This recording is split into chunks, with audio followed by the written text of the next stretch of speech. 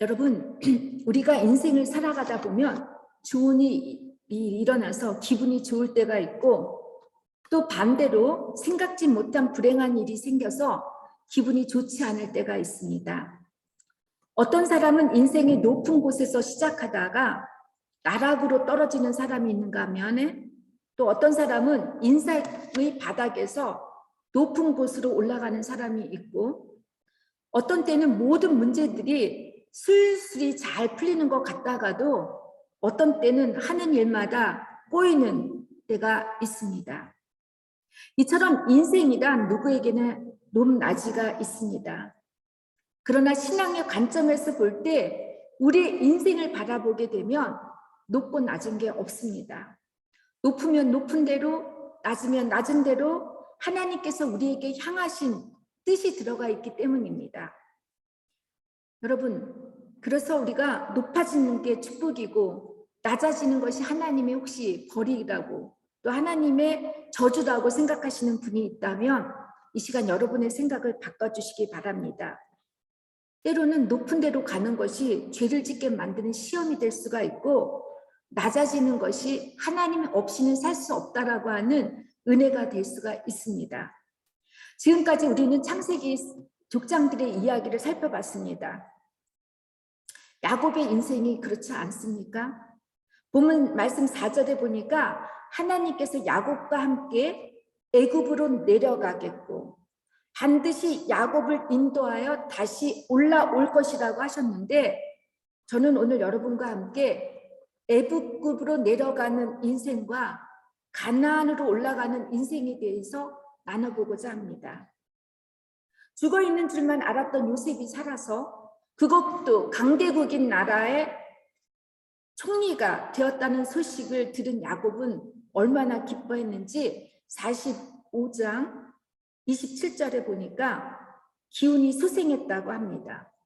죽었다 살아난 기분이겠죠. 그동안 라헬과 요셉을 잃고 베냐민까지 애굽으로 보낼 때 그는 목숨이 살아 있었어도 살아있는 것이 아니었을 거예요. 야곱은 자신의 삶이 마치 스올, 그러니까 지옥에 사는 것 같다라고 이렇게 고통스러워했습니다. 요셉이 살아있다는 소식을 들은 야곱은 죽어도 여한이 없을 정도로 자신의 목숨을 유지하고 있는 한 요셉 만나기를 원했습니다. 더구나 지금은 극심한 가뭄 때문에 식량이 다 떨어져 먹고 사는 것이 힘든 때에 요셉이 살아있다는 소식과 함께 가장 사랑했던 아들로부터 초대장을 받았다면 여러분 얼마나 감사하고 기뻐했겠습니까? 요셉은 아버지 야곱은 물론이고 그의 11명의 형제들과 그의 딸린 가족들 모두를 초대했습니다. 애굽의 이민 비자를 받아놨다는 것이죠. 그것도 모자라서 5절에 보니까 바로가 수레를 보냈다고 했는데, 요즘 말로는 애굽으로 무사히 도착할 수 있도록 바로의 전용기를 보내줬다고 할 수 있을 거예요. 여러분, 아메리카 드림이라는 말 들어보셨죠? 모든 사람이 행복하고 성공적인 삶을 살 수 있는 이상적인 나라가 미국이라고 믿고 미국으로 이민 가는 게 꿈이라고 생각했던 때가 있습니다. 독일도 2차 세계대전 이후에 아메리카 드림에 사람들이 빠져 있었어요. 물론 우리나라도 60, 70년대에 아메리카 드림에 빠져서 경제적으로 여유 있는 분들, 그런 분들이 모든 직장을 그만두고 그리고 집에 있는 모든 가산, 재산을 다 팔아서 미국으로 이민을 갔습니다. 마찬가지로 여기에 앉아 계신 우리 교부님들도 마찬가지가 아니겠습니까? 이곳 유럽에 오시게 된 이유는 대부분 한국에서보다 더 잘 살고 싶고 행복하고 더 성공적으로 살고 싶어서 오지 않았습니까? 그렇죠? 안 그렇습니까? 저만 그런가요? 저 역시 한국에서 대학교를 마치고 제가 원하는 공부를 해서 교수가 되는 것이 꿈이었습니다. 87년 때만 해도 여러분 유학 가는 것이 쉽지가 않았어요. 유학 시험이라는 것도 있고 또 그것이 또 합격을 해야 돼요. 수양 교육이라는 것이 있어서 방공 수업을 받아야 했습니다. 그래야지만 외국에 갈 수 있는 비행기표를 살 수가 있었어요. 제가 그때 당시에 한국에서 있을 때 제가 자기 사랑에 빠졌는지 제가 너무 괜찮은 사람인데 우리 부모님이 뒷바라지를 해줄 수 있을 것 같지가 않으니까 나라를 다 보니까 독일이 학비도 없고 그래서 살만할 수 있을 것 같아서 제가 이제 독일로 유학을 결정했습니다. 독일로 떠나기 전날 제가 이제 그때 이민 가방이라고 했어요. 되게 큰 가방인데 40kg를 담을 수가 있었어요. 근데 이제 제가 집에 이제 이민 가방에 다 이제 짐을 싸놓고 전기밥솥까지 다 싸놓고 이제 있는데 저희 아버지께서 평상시에 노크를 잘 안 하셔요. 그런데 그날 이제 노크를 하시면서 제 방문을 두드리시더니 한 번 더 생각을 해보는 게 어떠냐는 거예요. 저희 아버지께서는 이제 북한에서 오신 시장님이시기 때문에 이 가족과 갈라져서 사는 것이 참 힘들었던 것 같고 또 저희 아버지의 그때 당시의 생각에는 제가 한번 독일에 유학을 가면 다시는 한국에 오지 않을 거라고 뭔가 예감을 하셨던 것 같아요. 근데 저는 그때 아버지의 말씀이 그때 제가 루프트한자를 타고 왔는데 그 앵커레이지 알래스카를 불러서 23시간 걸려서 왔어요. 근데 그때 비행기 값이 되게 비쌌거든요. 저희 아버지께서 하시는 말씀이 그 생활 형편상 그 비행기 값이 대단할 텐데도 불구하고 다시 생각해보라고 늦지 않았다고 너가 여기에 머물게 있으면 아빠는 다 이해할 수 있으니까 있으라고 했는데 제가 뭐라 그랬냐면 아빠 저 꼭 독일에 가야 된다고 제가 7년만 열심히 공부해서 박사해가지고 와서 아빠 교수딸 되겠다고 이렇게 위로를 했는데 여러분 교수는 무슨 교수겠습니까? 그죠? 지금 여기에 앉아 이렇게 서 있습니다. 그리고 그 당시만 해도 공항에 아실 거예요. 옛날 분들은 공항에 해외에 가는 사람들을 이렇게 송별해 주려고 공항에 버스를 대절해서 온 사람들이 많아요. 가득했어요. 저희 아버지께서 교회에 이제 되게 중요한 장로직을 맡고 계셨기 때문에 목사님들도 교인들도 교회 버스를 대절해서 저한테 온 거예요. 공항에. 아마 지금으로 따지면 그러니까 속된 얘기로 이렇게 속어를 쓴다면 쪽팔려서 힘들 텐데 그 당시는 저는 공항에서 막 목사님들이 다 이렇게 기도해주고 그랬어요. 여러분, 근데 야곱은 좀 달랐어요. 그토록 사모하고 사랑했던 요셉을 꼭 죽기 전에 만나보기 위해서 모든 소유를 이끌고 가나안을 떠났지만 막상 부엘세바에 이르러서는 그의 아버지 이삭의 하나님께 희생 제사를 드렸다고 합니다. 왜 그러면 그가 부엘세바에서 아버지 이삭의 하나님을 찾았을까요? 첫 번째로는 그가 두려워했기 때문입니다. 3절을 보니까 하나님께서 야곱에게 애굽으로 내려가는 것을 두려워하지 말라고 하셨는데 이 말씀에 비춰보면 분명히 야곱은 애굽으로 가는 것을 두려워했다는 거예요. 그럼 여러분 왜 야곱이 애굽 가는 것을 두려워했을까요? 하나님께서는 아브라함 때부터 어떤 경우에도 절대로 가나안 땅을 떠나지 말라고 했어요. 애굽으로 가지 말라고 명령을 했습니다. 하지만 아브라함은 가나안 땅에 흉년이 들자 애굽으로 내려갔잖아요. 어떻게 했죠? 애굽으로 내려가서 죄를 짓고 말았잖아요. 거짓말로 자기 아내를 동생이라 속이고 자기 목숨을 유지하기 위해서 이렇게 하다가 왕에게 자신의 아내를 빼앗길 뻔했던 파렴치한 남편이 되어버렸잖아요. 근데 그것이 한 번만 일어났습니까? 2번씩이나 그렇게 됐잖아요. 이게 남자들이라는 거예요. 이삭도 마찬가지였어요. 흉년이 들자 아버지 아브라함처럼 애굽으로 내려가려고 했지만 다행히 하나님께서 막으셔서 가나안 땅에 머물게 하셨습니다. 또 왜 야곱이 브엘세바에서 하나님 이삭의 아버지 이삭의 하나님을 찾았냐면 야곱은 자신의 죄와 실수가 떠올랐기 때문일 것입니다. 애굽은 당시 가장 부강하고 풍요한 나라였습니다. 야곱의 성향을 볼 때 애굽으로 가는 것이 축복이라 여겼을 것이고 얼씨구나 좋다 하고 떠났을 거예요. 그런데 야곱은 분명 모든 소유를 이끌고 가나안 땅을 떠났음에도 불구하고 뭔가 찜찜했던 것 같아요. 막상 브엘세바에 이르렀을 때 야곱은 아마도 자신이 잊고 있었던 과거의 실수와 죄가 떠올랐을 거라고 봅니다. 과거에 어떤 일이 있었죠? 야곱은 지난날 삼촌 라반의 집을 떠나 가나안 땅으로 오려고 할 때 그 오는 길에 가나안으로 오지 않았고 세겜 땅에 머물게 되죠. 그 가나안 땅이 세겜 땅에서 멀지 않았어요. 근데 거기에 세겜 땅이 너무 보기 좋았기 때문에 물도 많고 풍요로웠기 때문에 거기가 너무 좋아서 주님 여기가 좋사오니 하고 정착하려고 했어요. 근데 거기서 어떤 일이 벌어집니까? 하나밖에 없었던 딸 디나가 세겜의 족장들로부터 성폭행을 당하게 되고 이에 화가 난 그 시몬과 레위가 세겜 사람들을 다 죽여버리잖아. 이렇게 끔찍한 사건을 저질렀어요. 그제서야 정신을 차린 야곱이 황급하게 세겜을 떠난 적이 있었습니다.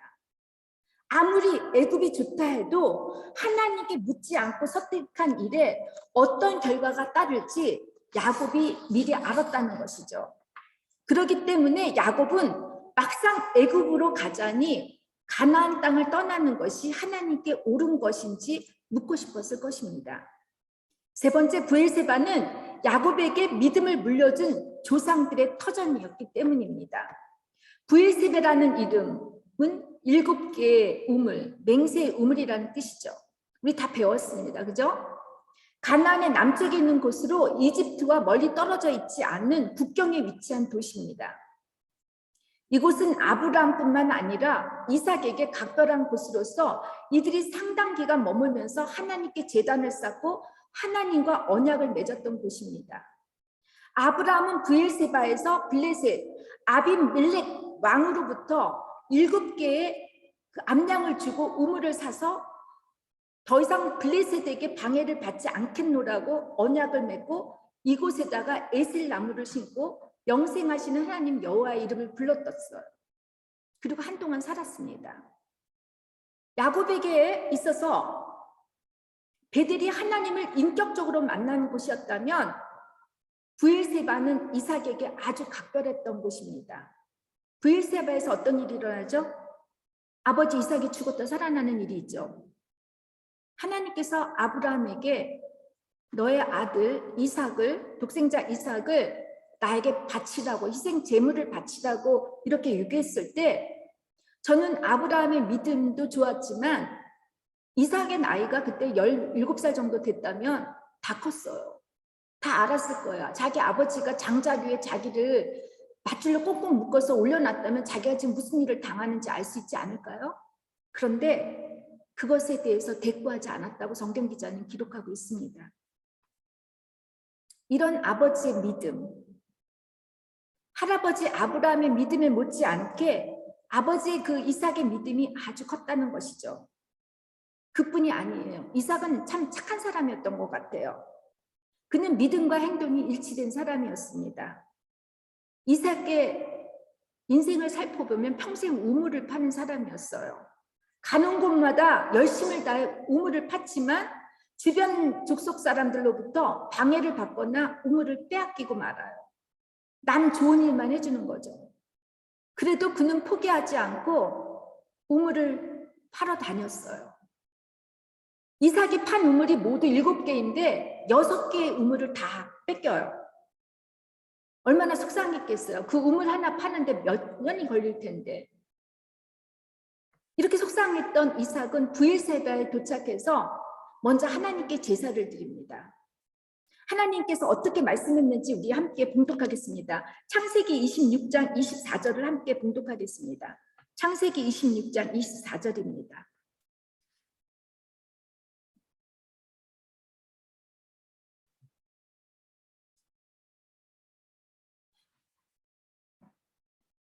자, 우리 함께 봉독할까요? 그 밤에 여호와께서 그에게 나타나 가라사대 나는 내 아비 아브라함의 하나님이니 두려워 말라. 내 종 아브라함을 위하여 내가 너와 함께 있어 내게 복을 주어 내 자손으로 번성케 하리라 하신지라. 여러분, 이삭은 브엘세바에서 하나님의 말씀을 듣고 이곳에 제단을 쌓고 장막을 치고 나서 우물을 파고 이곳에 정착했다라는 거예요. 우물을 먼저 파지 않았어요. 그죠? 먼저 기도를 했어요. 그리고 예배를 회복했어요. 그리고 하나님께 자신의 삶의 중심이고 주인이다라는 것, 장막을 쳤다라는 것이 뭐예요? 하나님의 중심인 삶을 살겠다라고 이렇게 하고 나서 우물을 팠다라는 것이죠. 죽기까지 각오하고 믿음을 지켰고 하나님께 묻자와 가로되 삶을 살았던 아버지 이삭에게 함께 하셨던 그 하나님을 아들인 야곱이 브엘세바에서 같은 마음으로 하나님을 찾고 애굽으로 내려가는 것이 하나님의 뜻인지 애굽으로 가지 않는 것이 하나님의 뜻인지 올바로 알기 위해서 이렇게 하나님을 찾은 것입니다. 이런 야곱의 태도를 보면 예전에 그의 모습을 찾아볼 수가 없습니다. 야곱은 목적을 위해서라면 수단과 방법을 가리지 않았던 사람이었습니다. 아주 이기적이었고 그의 믿음과 신앙도 자기 중심적이어서 조건적이었던 사람이었습니다. 하나님의 목적이 아니라 자신의 목적을 위해서라면 하나님을 수단으로 또 도구로 이용하는 신앙인이었는데 그런 그가 브엘세바에서 희생 제사를 드렸다고 합니다. 희생 제사라는 원어를 보니까 복수형으로 쓰였어요. 아무 흠없는 제물을 한 마리만 드린 것이 아니라 여러 마리를 드렸다는 것입니다. 즉 하나님 앞에서 자신의 뜻과 자신의 소원을 죽이고 또 죽여서 하나님의 뜻을 따르겠다고 하는 결단의 제사를 드렸다는 것입니다. 여러분, 저는 가끔 저희 아버지를 생각합니다. 오늘도 차 타고 교회를 오면서 저희 아버지를 생각했는데 제가 오늘은 또 빌렌이라는 곳에서 설교를 했는데 제가 이렇게 항상 이렇게 자동차를 타고 하늘을 보게 되면 저희 아버지를 생각하는데 특별히 이제 교회에서 목회자로 제가 일을 할 때마다 아버지를 생각하는 이유는 뭐냐면 제가 여러분들께 말씀드렸었을 거예요. 저희 아버지는 장로로서 사실 목회자와 참 불편한 관계를 가지셨던 분입니다. 처음에는 목회자들과 되게 좋은 관계를 가지셨는데 이제 목사님들이 바뀌고 교회가 대형 교회로 커지면서 아버지가 보지 말아야 할 목회자들의 일들을 보셨던 것 같아요. 그래서 저희 아버지께서 우리들에게 하시는 말씀이 본인은 목회자에게 다른 거 안 바란다고 시간 잘 지키고 가난하고 병든 교우들 신방 잘해주고 여자 문제, 돈 문제만 깨끗하면 더 이상 바랄 것이 없다라고 그렇게 말씀하셨어요. 그런데 이 아버지의 바람에 맞지 않게 목사님들이 그걸 채우지 못했던 것 같아요. 돌아가시기 전까지만 해도 목회자들 때문에 받은 상처가 너무너무 크셨어요. 근데 결국은 이제 다 용서하시고 화해하고 돌아가셨는데 전 저희 아버지 이런 모습이 싫어서 사실 평생 교회에서 재직 안 맡는다고, 내가 교회는 다녔지만 내 눈에 사자 들어오는 일은 없을 거라고 이렇게 제가 장담을 했었습니다. 제가 아버지의 믿음을 본받고 싶어 하는 것은 저희 아버지가 교회 건축을 하느라고 모든 재산을 다 팔아서 집도 땅도 팔아서 하나님께 건축 헌금을 한 것이 아닙니다.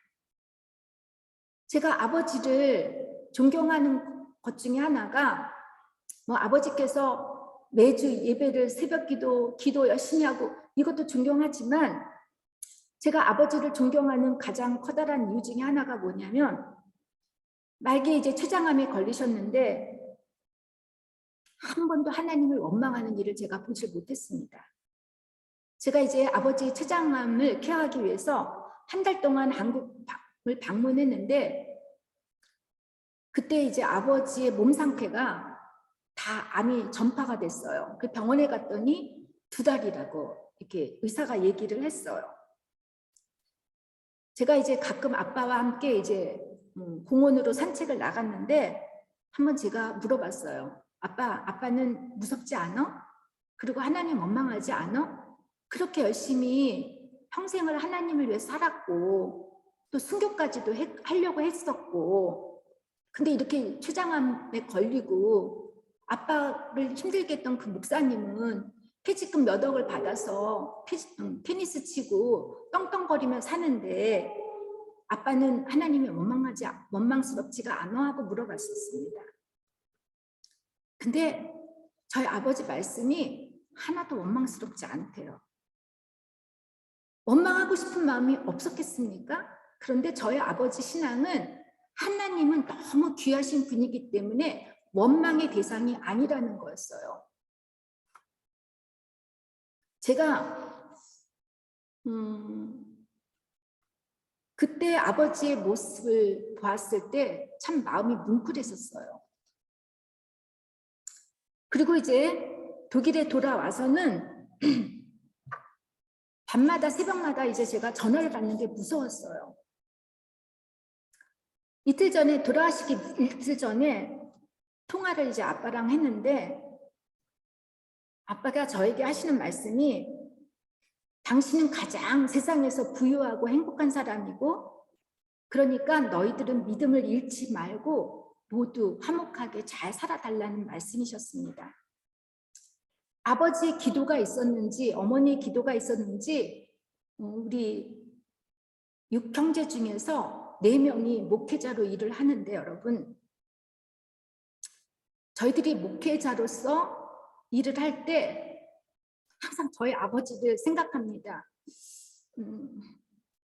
저희 아버지 같은 사람이 한 명도 나오지 않도록 저희들이 늘 조심하려고 하고 우리들이 욕심으로 목회를 할 때 이것은 아버지를 더 아프게 하는 일이기 때문에 절대로 아버지를 실망시키는 목회자가 되지 말자라는 것이 우리들의 얘기였습니다. 여러분은 여러분의 자녀에게 어떤 신앙과 믿음을 물려주고 싶습니까? 언젠가 더 이상 우리들의 보호를 떠나서 인생을 혼자 살아야 하는 우리의 자녀들이 힘들고 지칠 때 또 뭔가 인생에서 가장 중요한 선택을 결정할 때 우리 아이들은 엄마의 어떠한 모습, 아빠의 어떤 모습을 떠올리며 우리가 믿었던 그 하나님을 찾기를 원하십니까? 목장에서 나눠봐 주시기 바랍니다. 여러분, 우리 자녀는 우리 믿음의 상태를 볼 수 있는 거울입니다. 지금 여러분은 어떤 믿음의 모습으로 여러분의 자녀에게 비춰질지 한번 생각해 보셨으면 합니다. 저는 우리 아들에게 아픈 상처를 남겨준 좋은 부모가 될 수가 없었습니다. 그런데 우리 아들이 제가 지난번에도 여러분께 말씀드렸듯이 크리스마스 때 저한테 그런 얘기를 했다고 했잖아요. 자기는 지금까지 모든 크리스찬을 봤지만 엄마처럼 하나님 아버지를 말씀대로 살려고 하는 사람, 그런 크리스찬을 자기는 보지 못했다라고 그렇게 저한테 얘기를 해주고 지금도 가장 결정하기 힘들 때는 저한테 기도받기를 원합니다. 여러분, 제가 아들을 잘 키워서가 아니라 저는 하나님께 그 약속을 했습니다. 하나님, 내가 주의 일을 걱정 없이 자식 속삭여서 내가 주의 일을 할 때 일하지 않게 하나님이 우리 아들 책임져 달라고 그 기도를 눈물 흘려서 기도했고 지금도 아들을 위해서 기도할 때는 눈물이 흐릅니다. 저는 우리 아들이 잘 돼서 유명한 의사가 되어서 돈을 많이 벌고 그런 의사가 되는 걸 원하지 않습니다. 이름도 빛도 없이 하나님 보시기에 사랑하는 이 아들 정말 기쁘구나, 그런 아들로 살아준다면 저는 죽어도 여한이 없습니다. 야곱이 브엘세바에서 아버지 이삭이 하나님께 제단을 쌓고 희생 제물을 드리고 났을 때 하나님께서 어떻게 응답하시는지 우리 한 목소리로 읽어보겠습니다. 3절과 4절 우리 다 함께 읽어볼까요?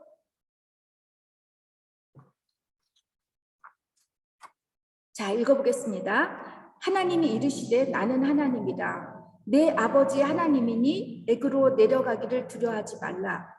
내가 거기서 너로 큰 민족을 이루게 하리라. 내가 너와 함께 애굽으로 내려가겠고 반드시 너를 인도하여 다시 올라올 것이며 요셉의 그의 손으로 내 눈을 감기리라 하셨더라. 여러분, 창세기 기자는 여기서 하나님께서 너와 함께 애굽으로 내려가겠다, 알아두라는 거죠. 그런 말을 사용했고 반대로 애굽에서 가나안으로 돌아올 때 인도하여 올라올 것이다라, 알라라는 말을 사용합니다. 물론 지역 위치상 애굽이 낮고 가나안 땅이 높은 곳에 있다고 하지만 여기엔 보다 깊은 뜻이 담겨 있다고 생각합니다. 분명 인간적 눈으로 볼 땐 애굽이 축복입니다. 나일강이라고 하는 대수로가 있고 땅이 비옥하여 풍요하고 부유한 강대국인 나라입니다. 아메리카 드림처럼 이집트의 드림이겠죠. 반면에 가나안 땅은 적과 꿀이 흐른다고 하지만 여러분, 그곳에 가보세요. 비옥한 땅이 아니에요. 제가 그 요르단에 갔을 때 여러분, 정말 그 초록색 있는 데가 별로 없었어요. 황무지 같았어요. 애굽으로 내려가는 길이 세상적으로 성공적이라고 볼 수 있을지 모르지만 신앙적으로 볼 때는 높은 데서 떨어지는, 죄를 짓게 만든다는 것이에요. 그리고 젓갈꿀이 흐르는 땅, 가나안 땅으로 올라간다라는 것은 여러분, 우리 가나안 땅으로 가자고 할 때 이 가나안 땅이 여러분 정말로 그런 기름지고 우유가 흐르고 혼익이 뭐죠? 꿀이 흐르는 그런 땅이 아니었어요. 하나님이 함께하는 땅이죠. 세상적으로는 실패한 것 같고 바닥까지 내려간 것 같지만 신앙적인 눈으로 볼 때는 하나님을 붙잡는 인생, 하나님과 함께하는 삶이라는 것입니다. 그것이 올라가는 삶입니다.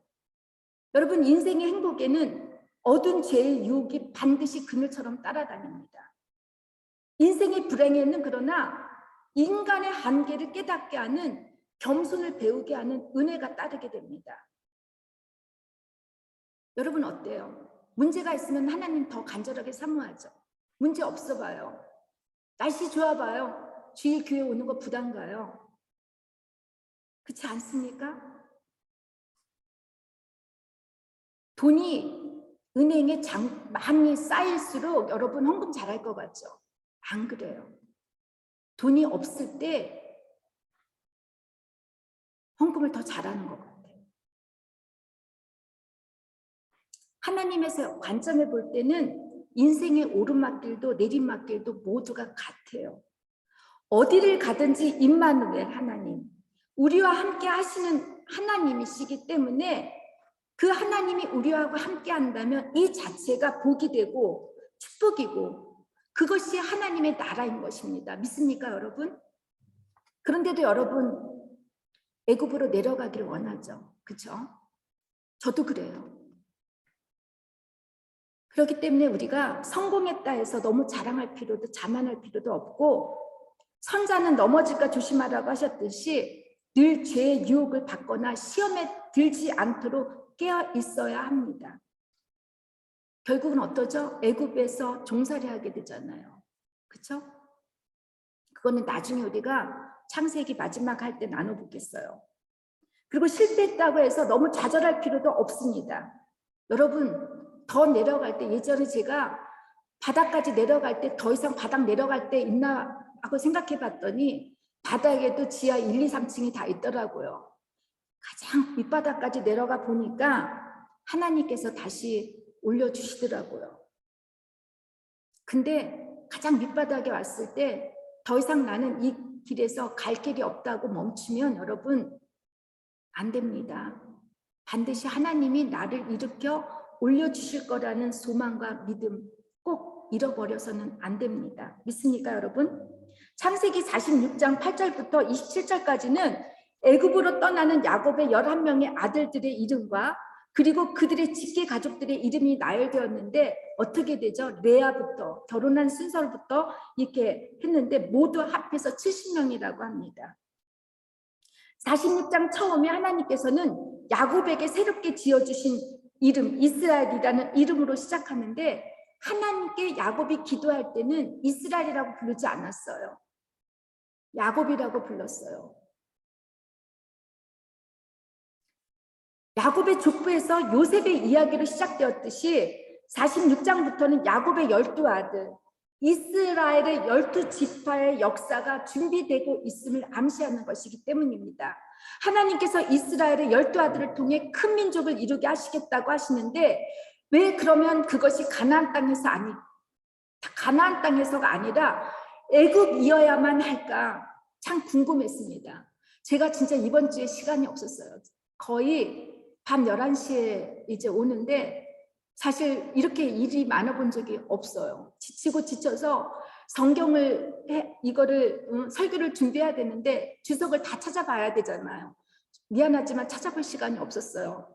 그러다가 다시 묵상하는 가운데 창세기 15장에 보니까 하나님께서 이제 아브라함에게 이스라엘 백성이 400년 동안 애굽에 종살이 할 것을 알려주시는데 왜 가뭄을 피해 애굽으로 인도하셨다가 400년 넘게 그곳에서 종살이를 하게 하셨는지 이제 묵상해 봤는데 15장 6절에서 보니까 그 이유가 나오는데 그것이 뭐냐면 가나안 땅에 있는 아모리 족속의 죄가 다시 다 차지 않아서라는 것입니다. 아모리 족속은 가나안 땅의 10개 족속 중에서 가장 큰 족속입니다. 그런데 이들을 심판하시기 위해 하나님께서 이들의 죄가 찰 때까지 기다렸다라는 거예요. 그리고 가나안으로 돌려보내시려고 하는데 여러분 그러면 400년이면 보통 피어 게너라존 그러니까 네 게너라존이 뭐죠? 제너레이션? 세대 죄송해요. 세대죠. 네 세대를 기다렸다라는 거예요. 근데 제가 아니 그러면 왜 종살이를 해야 되는가 400년 동안 그럼 아모리 족속은 어땠나 해보니까 여러분 이제 답을 제가 찾았어요. 아브라함도 그렇고 이삭도 그렇고 야곱도 마찬가지로 하나님의 약속하신 가나안 땅에 이제 살고 있지만 이들은 가나안 그 주변 족속들로부터 위협을 받고 괴롭힘을 당하고 방해를 받아요. 하나님이 가장 싫어하는 게 뭐죠? 가나안 땅에 있는 우상들을 섬기는 것을 하나님이 너무너무 싫어해서 하나님의 아들들이 가나안의 여인과 결혼하는 것을 원하지 않으셨어요. 가나안에 살면서 죄의 유혹을 받는다라는 거죠. 하나님 백성은 죄의 유혹을 받지 말아야 하는데 죄의 유혹을 받고 살기 때문에 방해받고 하나님의 백성은 자존감이 있어야 되는데 그렇지 못 쫓기고 방해받고 이렇게 살다 보니까 하나님께서 이 백성들을 애굽의 가뭄이라고 하는 그 자연재해를 통해서 애굽으로 인도하신 거죠. 그렇기 때문에 요셉의 형제들이 수고를 했던 거예요. 그런데 하나님이 어떻게 이들을 살게 하죠? 애굽 전체에 흩어지게 살지 않으셨어요. 고센 땅을 주신 거예요. 바로와 애굽 백성으로부터 더 이상 방해나 괴롭힘을 받지 않기 위해서 하나님께서 이들을 고센 땅이라고 하는 특별한 땅에 12지파와 그의 자녀들 백성들을 이스라엘 백성들을 큰 민족을 만들어 주셨다라는데 근데 요셉은 머리가 총명했어요. 앞으로 있어야 할 일을 꿈으로 봤는지 모르는데 요셉이 아버지에게 뭐라고 얘기를 하냐면 만약에 바로가 너희들한테 물어볼 때 직업이 뭐라고 얘기하라고 물어보냐면 너네들이 목자라고 이렇게 대답을 하라고 시켜줘요. 목자라는 직업은 이스라엘에서도 그랬고 애굽에서도 천민이었어요. 그래서 사람들이 우습게 알아요. 더 이상 이스라엘 백성한테 위협을 받지 않기 때문에 염려하지도 않아도 된다라는 안심을 시켜주는 거잖아요. 여러분 왜 제3 그 히틀러의 세계가 왜 그런 사회 그런 제가 지금 독일말만 생각이 나서 죄송한데 히틀러의 왜 제국이 일어났겠어요? 왜 유대인들을 미워했겠어요? 근데 독일에서만 안티세미티스무스 해가지고 반유대주의가 있었던 거 아니에요? 전체 유럽이에요. 그 당시 나온 소설들을 봐요. 베니스의 상인, 유대인들은 다 돈만 나는 나쁜 인간들로 이렇게 취급을 받았던 거예요. 왜냐하면 유대인들이 강했기 때문에. 위협을 받을 수 있다라는 거죠. 질투를 유발하게 만들어요. 그것처럼 요셉은 애굽 사람들을 안심시키기 위해서 목자라고 편하게 살기 위해서 그렇게 만들었던 거예요. 고센 땅은 여러분 이집트의 나일강 하류의 삼각지대 동북쪽에 위치한 곳이에요. 이곳은 나일강 하류로 토사가 쌓여서 형성된 기름진 땅이라고 해서 풍부한 농산물을 지금도 생산한다고 해요. 이집트의 여러분 전체 토지의 95%가 사막인데 이 고센 땅이 5% 안에 든 비옥한 땅에 여러분 이스라엘 백성을 하나님이 살게 하셨다라는 거죠. 애굽이지만 그들만이 살 수 있는 하나님을 경배하고 하나님만 믿고 살 수 있는 고센 땅을 줬지만 이 고센 땅이 그들의 죽을 때까지 있어야 할 땅이 아니라 돌아가야 할 가나안 땅이 있다라는 것입니다. 우리에게는 가나안 땅이 어디겠습니까? 언젠간 우리가 다 그곳에 가야 할 하늘나라 아니겠습니까? 저는 이제 말씀을 묵상하면서 고센이라는 것이 우리에게 주신 바젤 한인선교회 공동체가 아닐까라는 생각을 해봤습니다. 우리 사실 이 유럽의 풍요로운 나라에 살고 있잖아요. 다 직장 갖고 있고 웬만큼 먹고 다 살아요. 여행도 할 수 있고 아이들도 그 치열한 경쟁 속에서 공부하지 않게 여기서 공부할 수 있는 여유 있잖아요.